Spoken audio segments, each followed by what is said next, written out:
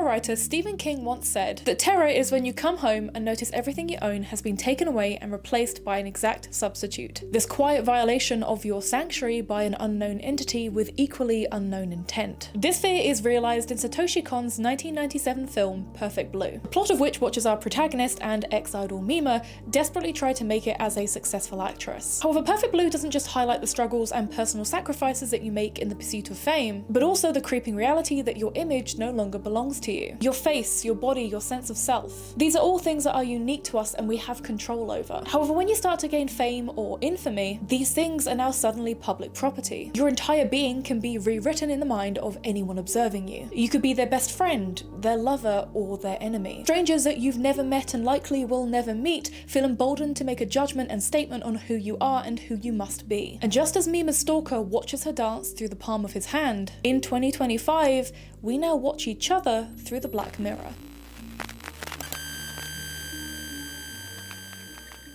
The word parasocial was first created in 1956 by Donald Horton and Richard Wall in their article Mass Communication and Parasocial Interaction. In this article, they explore the psychological relationship between performers and their viewers. In this, they suggest that parasocial relations may be governed by little or no sense of obligation, effort, or responsibility on the part of the spectator, or as even better summarized in their title, intimacy at a distance. However, this perceived intimacy often doesn't come out of nowhere. In fact, selling this idea of being the audience's friend or companion is something that's been commonplace for many, many years. Talk show hosts will address their audiences with trained sincerity, looking directly into the camera as if they're engaging in one-on-one conversation with us. And with television inspiring modern social media where anyone can be the star of their own show, this technique of engaging the audience has only become more commonplace. How often does a YouTuber, content creator, or streamer address their audience as if they were friends, chatting casually about their life updates and creating in-jokes that only those in the know will pick up on in future content?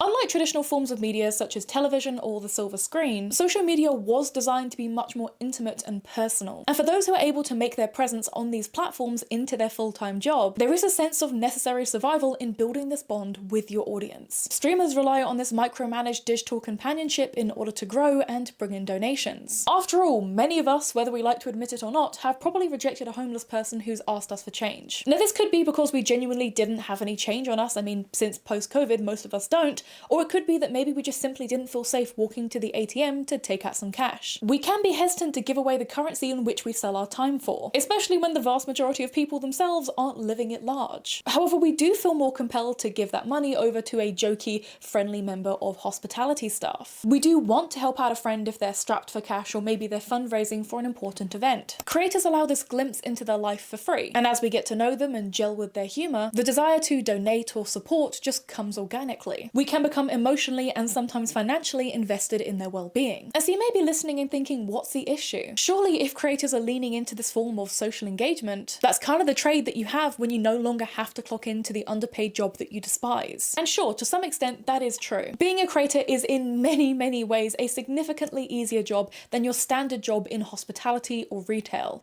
Try being an influencer for a day. Try it.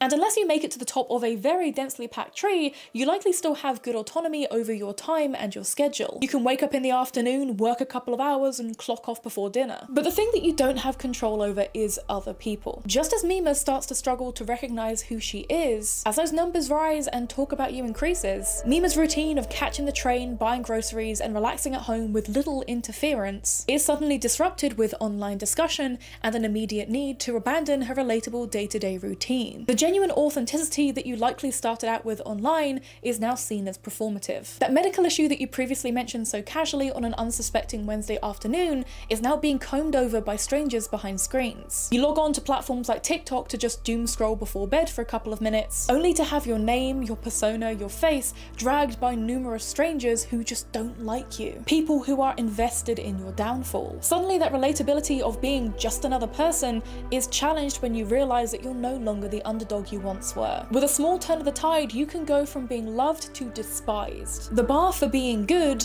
was once set by expectations and interpretations of cherry-picked media that you willingly uploaded. It's a looming sense of dread that you now need to pull yourself away from the internet in order to better protect your health and your family.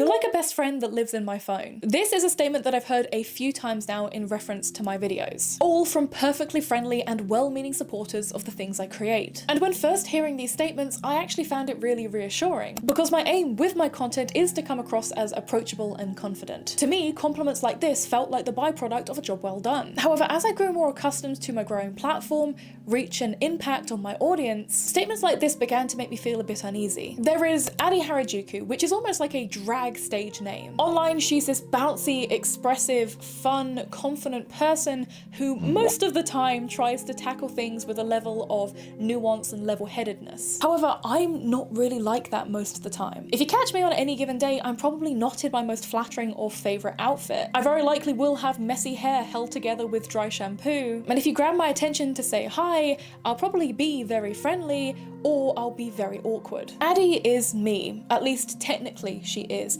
She's kind of now taken on her own presence online that is somewhat separated from who I am in my day-to-day life. She's more likable because you don't have to deal with my personal flaws and problems. Those are things that I've shared with people who I'm close with off the internet. People who can very accurately point out all of my positive and negative traits from their lived experience of knowing me in real life. There's Adi Harajuku, and there's also just Addie. And as I've dwelled on this separation of self, despite the fact that my face is the only thing that binds these two me's together, it made me think about a set of creators who have once again made viral headlines. Dan and Phil are arguably some of the founding fathers when it comes to relatable social media content, with Phil posting his first video on March 26th, 2006, and Dan on October 16th, 2009, with his video, Hello Internet. So, my name is Dan.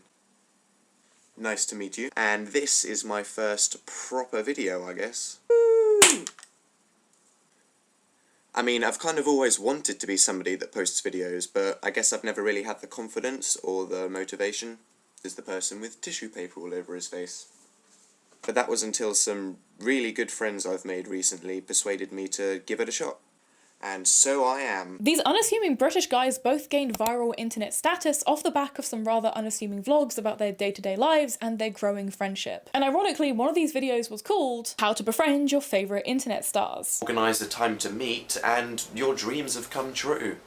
A little word of advice, try not to tell them yet that you're actually planning on chopping them up or raping them, because it's probably only going to drive them away. So yeah, I know it's hard, but just try to keep it under wraps for at least a couple more days. And I mean, that's all there is to it. Just follow these easy steps, and before you know it, you'll be in the bedroom of the person you've been thinking about for years. Isn't that right, Phil?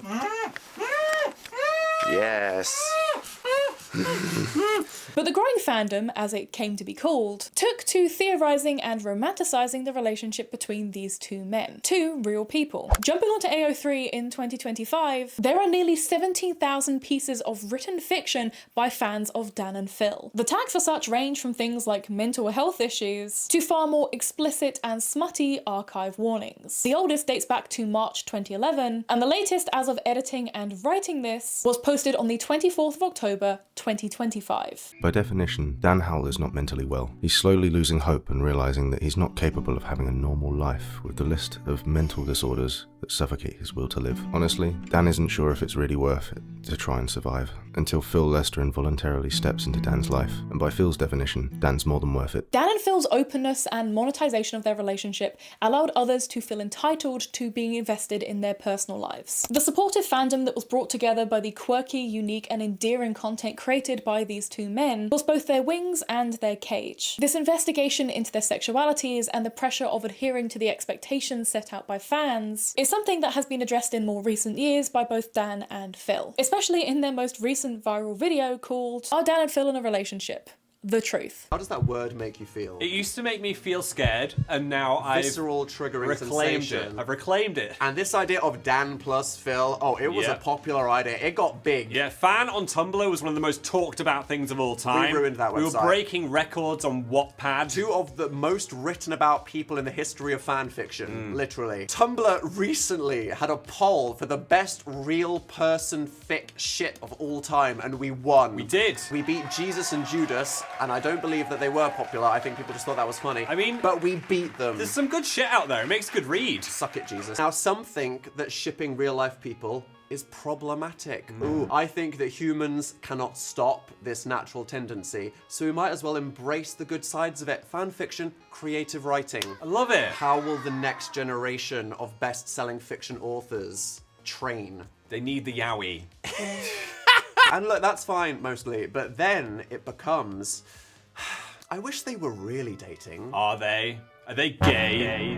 And look, that is a valid question for people to have in their heads, but a line gets crossed when that turns into, let's find out. It turned into a public FBI hunt, crawling through ancient social media posts. What did you tweet on the 5th of February 2008? Trying to contact family members. Has he ever looked at a boy in a gay way? I'm a friend. Yeah. Tell me the truth. We had people filming us between the shelves in a Tesco Extra, being like, oh, the type of honey roasted nut they buy is going to reveal where they like to nut, I guess. I don't know what. I was like, where's that going? And if all of this digging and investigating was small, it could have been ignored. Like, look, in humanity, there are always going to be haters and trolls and weirdos. It's something that all of us have to just accept and ignore. It's the only way you could deal with it. Yeah. The problem is, this became so big, we could not ignore it. We'd go to our YouTube comments, and instead of someone commenting about what's going on in the video, there was some thumbs-up conspiracy person. Literally like, the top comment. making a comment We'd be doing about that. a live stream, the chat would be full of it, you can't ignore it. The first time we went on stage,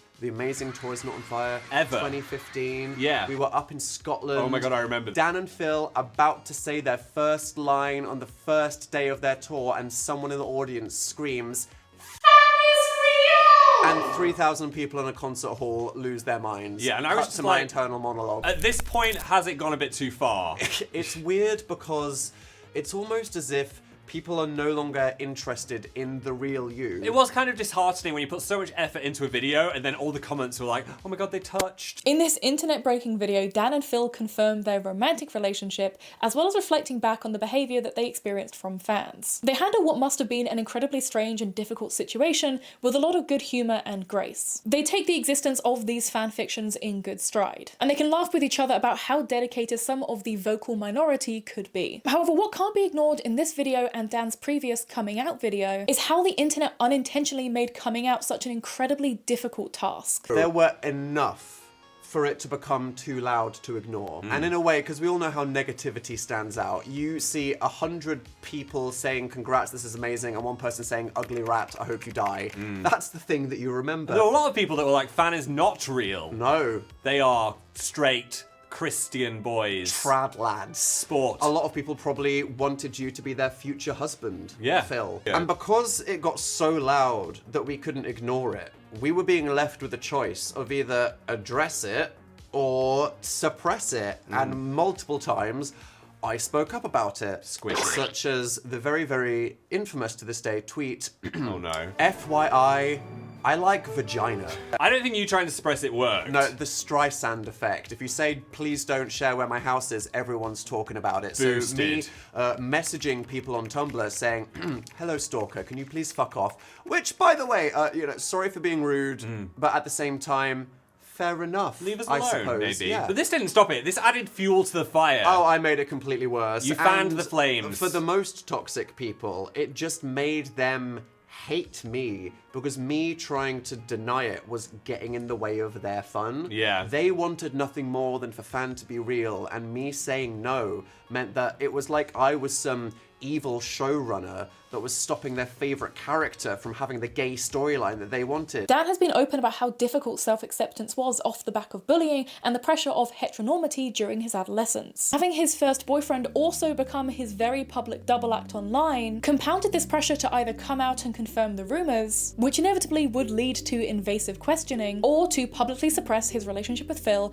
and disallow himself or others from giving them a label. Coming out is often a very scary thing without the involvement of the internet. It can incur a lot of judgment or even danger from people in your life, and it can also easily turn into conversations such as who's the man and who's the woman, or who's the top and who's the bottom. This pressure to open up about your adult or intimate preferences. Imagine having that process amplified by an audience who simply don't understand that the internet doesn't reflect reality. That just because you are experiencing a loud echo chamber of support online, that won't always translate into support and safety in reality. That whom you choose to be intimate or share your life with shouldn't have to be the business of strangers, no matter how kind or supportive they might be. Phil can tell Dan is anxious after posting their hard launch and needs some help turning off his brain for a while. Luckily, Phil knows exactly how to help with that, featuring Sub Top, Dan Dom Bottom, Phil Puppy Play, and Daddy Kink. And this attitude towards creator relationships is not exclusive to the phenomena of fan, although Dan and Phil are arguably one of the most notorious. Because just recently, popular content creators Jack Manifold and Eleanor Neal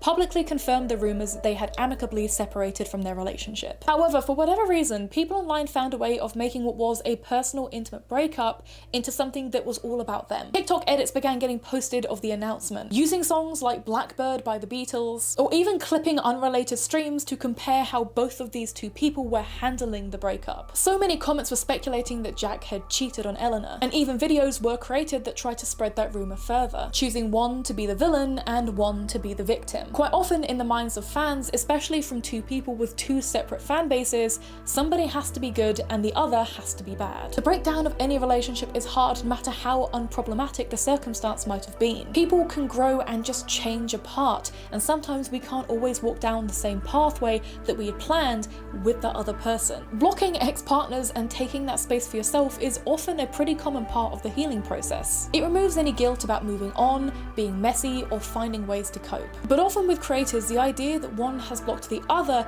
usually feeds into this rumour milling of scandal and deceit. Going through a public breakup is weird as f***, right? You know what? I'd been warned. I had been warned by creator friends that had been in public relationships, being like, don't make your relationship public because you're kind of jinxing it and then you're going to have to go through the breakup publicly.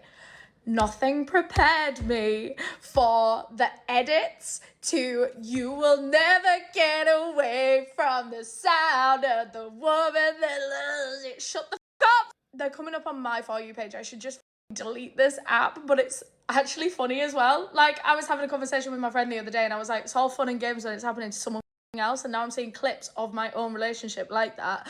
Also, people's reactions to a public breakup are really interesting as well. Like, I'm getting comments on like old content that I had made with my ex-boyfriend, just like us living our life, having a relationship, doing like a snack haul in Japan, and people are commenting on it being like, well, this aged well, and it's like, what? It doesn't need to age. Let it be preserved in time, in that little window of time where things were like that, but now they're not, and let's move on. And can you all move on with me? I feel like I'm moving on quicker than you lot. Come on! But what about creators who gain e-fame really fast? Somebody who goes from a comfortable, consistent audience to a tsunami of attention and affection from all corners. Vanilla Mace comes to mind for me as one of the internet's most popular and current comfort creators and darlings. Despite her posting and being active on TikTok since 2019, with a couple of her videos having already gone viral previously, it was really in the last couple of years that her name has gained household status with netizens. Videos like the infamous Pop Mart Christmas tree, the Target toy mimic, and the LED llama are a few that you've almost definitely seen either re-edited or spread around places like TikTok. In an interview with Teen Vogue this past July, Vanilla says she always felt and knew that she would be successful in front of a camera, that she was a natural entertainer. In a weird way, I'm one of those people that's confident, and so I believe in what I really truly think is meant for me. When I essentially quit my job to do this full time, there were a lot of people in my life that were questioning like, what will I do if it doesn't work out? And I was like, it's going to work out. I know it's going to work out. And this same confidence feels so natural within Vanilla's content. She elicits the energy of a cool older sister, and she makes space for people to feel comfortable. Her streams are often set within the confines and comfort of her daily life. Cooking in her kitchen, chatting in her bedroom, or occasionally going outside for local events or things to do. This approachable and relatable young woman quickly gained the adoration of multiple social media platforms, not only receiving edits, but also Halloween costumes and an abundance of fan art. One follower even shared a heartfelt note with Vanilla, detailing why she as a creator had such a profound impact on her, with many fans who tuned in to listen to it also echoing the same sentiments. I've noticed that Vanilla does something that so few female/femme content creators and people on the internet in general do. She views food and her body with complete neutrality. She never demonizes what she eats. She never says, I'll be better tomorrow and I'm being so bad right now and I shouldn't order this because I had it yesterday. She enjoys it and moves on. In a culture obsessed with image, disordered eating habits masked as acting only with health in mind, body size, calories, macros, Ozempic, etc., it's so refreshing to see a confident, beautiful, funny young woman who does not allow those things to infiltrate her content. It's as if those things just don't cross her mind. Her videos don't include things like, don't film me like that, or how did that look, or I bet that angle was awful, etc. Her laughter is contagious. It goes without saying that she is stunning, but her personality, relatability, and quick wit make her body at least the least interesting thing about her. She exists in it, without publicly projecting judgment in what she chooses to share with us. It's ignorant, of course, to assume that she doesn't have days where she feels off, or that what she shares with us is 100% of her life. We easily curate our own online identities, but so many people curate themselves with intentional references to body/weight/food. What makes her different is that she chooses not to. This level of adoration is something that you very quickly get sold when it comes to e-fame or celebrity culture. The idea of others not only looking up to you, but supporting and cheering for you in every moment you choose to share. Many more popular and established creators don't have anywhere near the same reach or influence as Vanilla currently does, their vocal fans having thinned out over the course of time. The idea of being so loved can be intoxicating, because after all, if we're being honest with ourselves, who doesn't want to be loved or looked up to in some capacity? However, the caveat to this positive reinforcement is oftentimes fans feeling too comfortable approaching creators such as Vanilla, seeing these cherry-picked and shared moments as a fully rounded depiction of who she must be as a person in real life. Vanilla feels like a friend or an older sister, and as such can be seen as familiar. In one video, Vanilla jokes about how awkward she feels when eating alone in places like a food court in a mall, even laughing at the idea of fans taking photos of her without her knowing while she's in the middle of eating. And a comment posted just underneath this video actually had a fan replicating the exact behaviour that Vanilla had lightly joked about and had also shut down. Now, although this is invasive, it's very easy to argue that this was likely a shy fan's only way of feeling like they would ever get to see Vanilla, and as such they just wanted to engage with her in whatever way they felt was accessible. Their tone carried an air of apology and sincerity, even if their action itself was inappropriate. But the issue with well-meaning, if uncomfortable interactions like this is that they're rarely ever isolated. I remember when people were flaming Chappell Roan for her perceived dismissiveness towards fans who wanted to approach her, saying that she was becoming rude, egotistical, and ungrateful. And it's this aspect of gratitude that a lot of fans cling onto when interacting with a celeb or person of interest that they like supporting. People loved Chappell Roan being outspoken, unapologetic, and sassy until she suddenly didn't match the perception that they had projected onto her. Her retaliation towards the press was one thing, but her rejection of the fans, the people who support her, the people who buy her albums,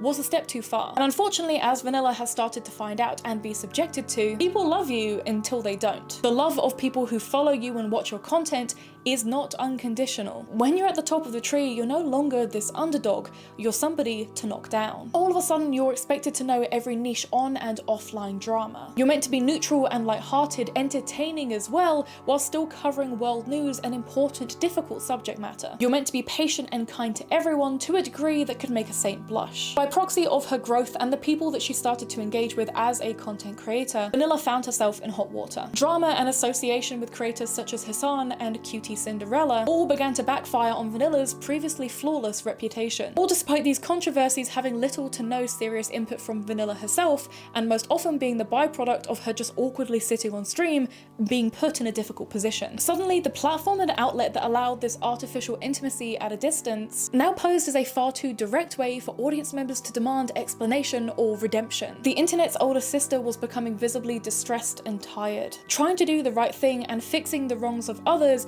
in an uphill battle to recurry the favor that she once had. For some people, there was no amount of money raised or explanation good enough to justify why she hadn't lived up to their expectation. Many fans expressed disappointment at another creator who got too big too quickly, whilst others made videos in defense of her, expressing the same protectiveness that you show a friend or family member, or in this case, a best friend who lives in your phone. Now, realistically, being a content creator or celebrity is a dream job for a lot of people. Whether it's the opportunity to work with brands, the chance to be self-employed, or simply wanting the appreciation and validation from others. It's kind of hard to justify why a job where you create your own hours and get paid way above the minimum is even in the same hemisphere of difficulty as all the underpaid and underappreciated jobs that the rest of the world has to do. And most people don't gain internet or global fame for nothing. Most creators or artists work years on their craft, all with the subconscious conscious or intentional goal of building a career. Sure, social media may have started out as a hobby for many, but there does come a point where you do choose to increase your output or to try and appeal to an algorithm that is constantly trying to knock you down. To be honest, creators wouldn't use clickbaity thumbnails or titles if they didn't have a vested interest in new people and their current audience engaging with the things they produced. Gaining the status of influencer or celebrity is usually a combination of effort and luck. Rarely is it ever achieved with zero personal investment. But the thing you're never prepared for is the cost of it. The absolute permanency of every personal blemish and mistake. The weight of being put on an unsustainable pedestal, whilst also still being reachable enough for people to feel like they can grab you and pull you off at any moment. Just as the parasocial can be this intimate dopamine rush of positivity, it can also be this harsh cynicism that strips all human nuance from an individual. Building these parasocial relationships is often a vital stage of growing as a creator. We sell this rehearsed and idealized sincerity. We cry on camera, we share snippets of our private lives, we allow a sea of strangers access to our face and our identity. We do all of this willingly in the pursuit of money, growth, or connection. My friends say they see me switch on when I get spotted in public. I go from a neutral expression to my customer service face. I could be having an amazing day or the worst day ever, but chances are you'll never know because by the time you approach me, I'll be smiling and ready to engage. I once got stopped outside my old house by a fan, this being the day after my granddad died. I had just been out to vote in the election, as you should, and I was returning back to my place with my friend. When I was stopped, I switched my neutral expression for a smile and engaged with them. The person asked if they could get a photo, to which I politely declined, which was when they followed up with, "Sorry to hear about your granddad dying yesterday." I shared the information about my granddad's death willingly, and yet being stopped for a photo and hearing it leave the mouth of a stranger genuinely unsettled me. This person did nothing wrong. They were nothing but friendly, polite, and accepting of everything I had to say and the declining that I was doing. But this action was one of a few that really made me realize how disconnected we are from the people that we watch online, but also how much of myself I'd been giving away to people that I didn't even know. And it wasn't long until this overfamiliarity soured. I felt so paranoid about every interaction that I'd had in public, wondering if I'd lived up to the persona that I'd so carefully, unintentionally created. Leaving the house became increasingly anxiety-inducing, because even though I'm under no illusion of grandeur, I know that my hair and my makeup are very identifiable within my niche, within the places that I like to go. Me having a bad day and not being Adi Harajuku in public could lead to people having these experiences where they felt I was showing some level of elitism or perceived slight against them. And in fact, that's happened on multiple occasions. Occasions where I've been having a bad day and maybe I just didn't live up to how I seem on screen. I'm now suddenly rude and mean, but in reality, I was maybe inches away from crying and I wanted to be anywhere else. Even very recently, and actually part of the reason my videos have been so slow the past month is because I had my first seizure in about 8 months and EMTs had to be called. Whilst being treated, one of the crew members was asking about my job as a content creator and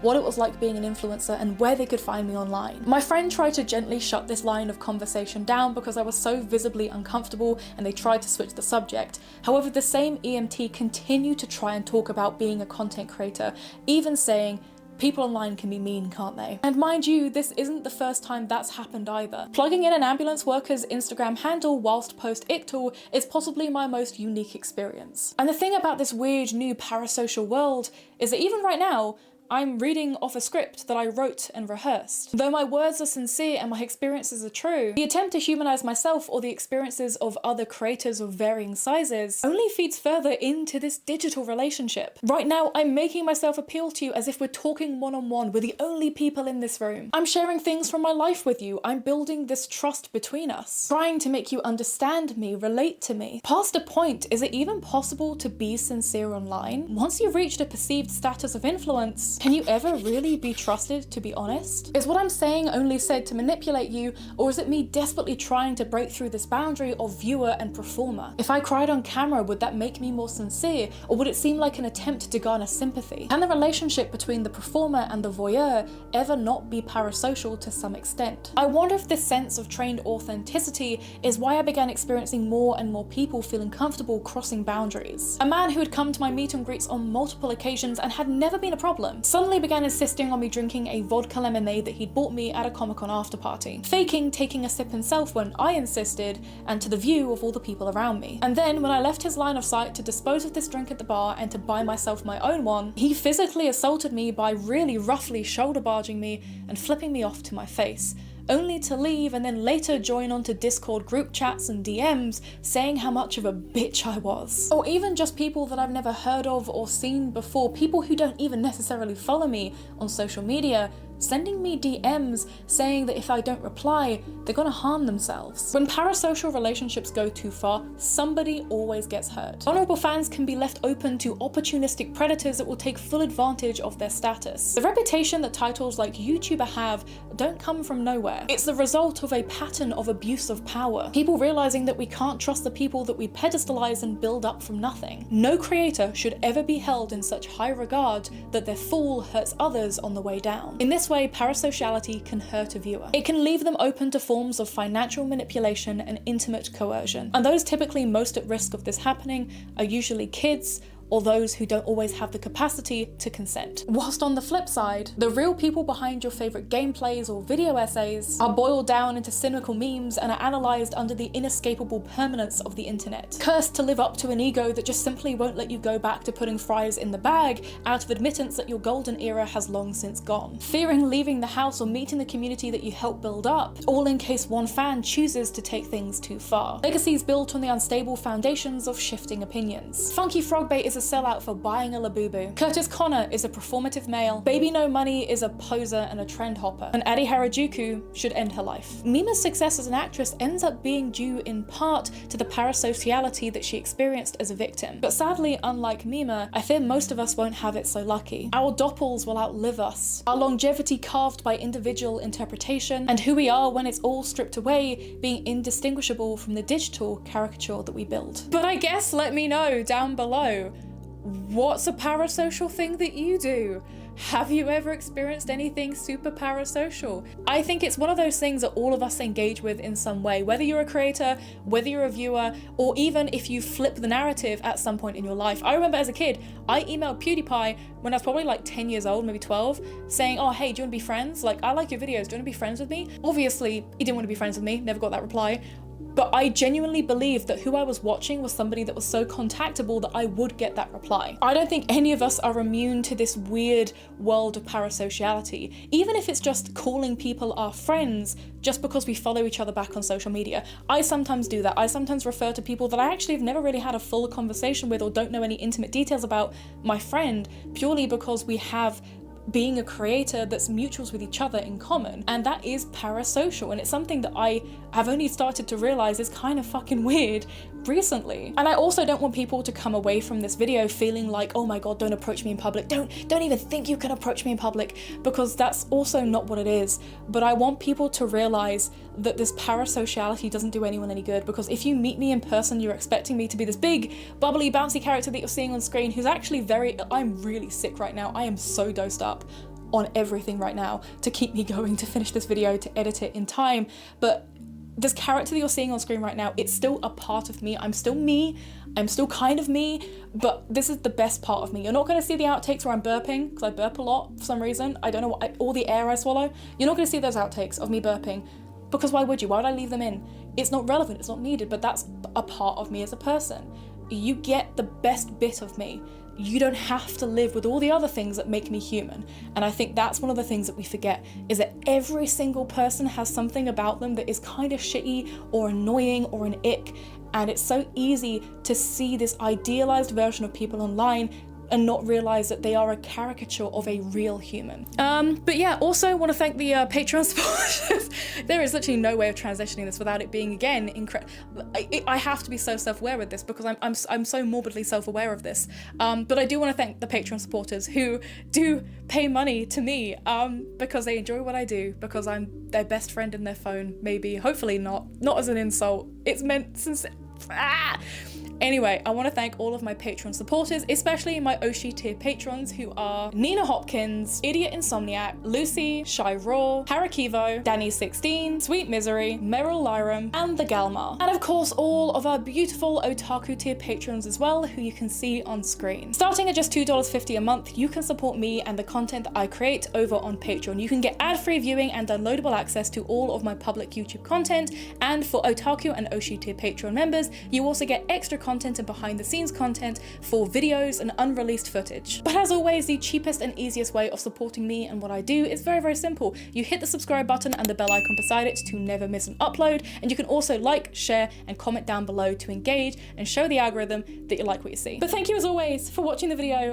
It is time for the end of the video outfit check and some of your amazing fan art that you spend so much time creating of my dumbass face. So thank you so much. I really appreciate it. Bye. Hello. It is time for the end of the video outfit check, and I fear this is going to be quite a short one, so be sure to check out the fan art to my left. Yes, left. Be sure to check out the fan art whilst I'm yapping, but let me run through my outfit. On my head, we have my AliExpress goggles. You've seen them before. They are a staple. They are a classic. I've had them for many, many years and they've held up. These have been flung every single which way and they have still held up. So you know what? Not gonna lie, these are pretty good. Around my neck, I have my Named Collective safety pin choker, and I also have a Marc Jacobs necklace, which is like a little kind of resin razor blade. But I replaced the chain on this with a silver chain from Angel Type because for whatever reason, Marc Jacobs and a lot of designer brands don't like using just silver or even steel for their ball chains or their necklaces. They use brass and then plate it. Cheap. Stop being cheap. Use actual, like, just use just normal metals that won't tarnish, please, I beg. I got this top secondhand off of Vinted many, many years ago, but it's really comfy, it's nice and baggy. It does actually have little straps that go on the side, but I took them off because it was a little overstimulating. And then I'm also wearing my very comfy cargos, which are the denim cargos by Minga London, but again, I got them secondhand off of Vinted. They're very comfy, I won't lie. I have had my issues with Minga London with some of their like pre-made keychains, pre-made trinket keychains, but I will say, these cargos kind of eat. They're very comfy, they're very good quality, they are very hard wearing, I'll tell you that for free.